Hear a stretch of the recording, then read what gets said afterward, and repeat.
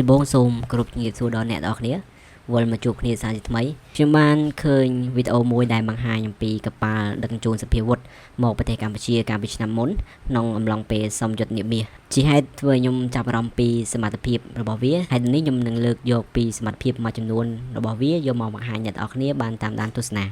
កប៉ាល់នោះមានឈ្មោះថា Qianxiang 985 របស់ប្រទេសចិនកប៉ាល់ដឹកជញ្ជូនសភាវុធ Qianxiang 985 ឬ Thai 071 យ៉ាងហៅ Class គឺជាប្រភេទកប៉ាល់ដឹកជញ្ជូននិងពង្រាយសភាវុធអភិវឌ្ឍដោយក្រុមហ៊ុន Hudong Zhonghu Shipbuilding ហើយត្រូវបានដាក់ឲ្យបម្រើការជាមួយនឹងកងទ័ពជើងទឹកប្រទេសចិនកាលពីឆ្នាំ2019បច្ចុប្បន្ននេះកប៉ាល់ដឹកជញ្ជូន Qianxiang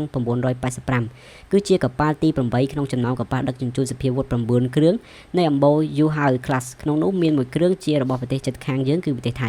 កប៉ាល់ដឹកជញ្ជូន Qianxiang 985 មានទម្ងន់សម្រាប់ចំនួន 25,000 តោនផ្ទុកទាហានម៉ារីនរហូតដល់800នាក់ Speedboat ចំនួន1គ្រឿងមានកន្លែងទីតាំងជាន់ថ្នាក់សម្រាប់ចតគ្រឿងសឹកប្រយុទ្ធសំខាន់រហូតដល់60គ្រឿងដែលរួមមានរថពាសដែក ZBT-05 CSK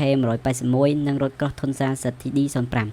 កន្លែងចោះចតអធិមពេជ្ជធំចំនួន2ដែលអាចចោះចតអធិមពេជ្ជដឹកជញ្ជូន Harbin Z8 ចំនួន2គ្រឿងក្លុបខាងលើអាចផ្ទុកអធិមពេជ្ជ Harbin Z8 ចំនួន4គ្រឿងក្លុបខាងក្រោមអាចដាក់ពង្រាយទូកកង្ហាលខ្យល់ថៃ726ចំនួន4គ្រឿងដែលអាចដឹកជញ្ជូនគ្រឿងសឹកកងម៉ារីនទៅដាក់តាមមាត់ឆ្នេរបានយ៉ាងលឿនឬការដាក់ពង្រាយកងរថពាសដែកកប៉ាល់ Qianxiang 985 មានប្រវែង210ម៉ែត្រកម្ពស់28ម៉ែត្រនិងបាតកំប៉ាល់7ម៉ែត្រក្រៅពីមុខងារពិសេសរបស់វាកប៉ាល់ Qianxiang 985ត្រូវបានបំពាក់ដោយប្រព័ន្ធកាំភ្លើង HPJ 26 76 មីលីម៉ែត្រចំនួន1គ្រឿងផលិតផលក្នុងស្រុកបាញ់បានចម្ងាយ 15.5 គីឡូម៉ែត្រកាំភ្លើងយន្ត HPJ 13 30 មីលីម៉ែត្រ CIWS ចំនួន4គ្រឿងផលិតក្នុងស្រុកបាញ់បានចម្ងាយ5គីឡូម៉ែត្រនិងអាវុធការពារខ្លួននិងកំទេចសត្រូវថៃ726 18 Tube Decoy Chaff Launcher ចំនួន4សម្រាប់វាប្រហារនាវាមួយទឹកប្រឆាំងមីស៊ីល Torpedo កប៉ាល់ដឹកជញ្ជូនសភាវុធនេះត្រូវបំពាក់ដោយម៉ាស៊ីនបរស៊ូត SEMT Plastic 16 PC 2.6 V400 ចំនួន2គូដែលអាចបង្វិលឡាប់ចាក់ចំនួន2ក្នុងមួយគូនៅផ្នែកខាងក្រោយកប៉ាល់ជាមួយនឹងការធ្វើដំណើរលើផ្ទៃសមុទ្រក្នុងល្បឿនអតិបរមា46គីឡូម៉ែត្រក្នុង1ម៉ោងនិងធ្វើដំណើរបានចម្ងាយ 19,000 គីឡូម៉ែត្រ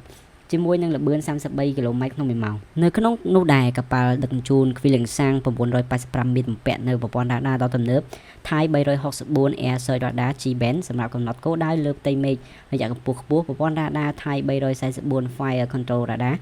I-band សម្រាប់គ្រប់គ្រងការប្រយុទ្ធប្រព័ន្ធរ៉ាដា Rakor DK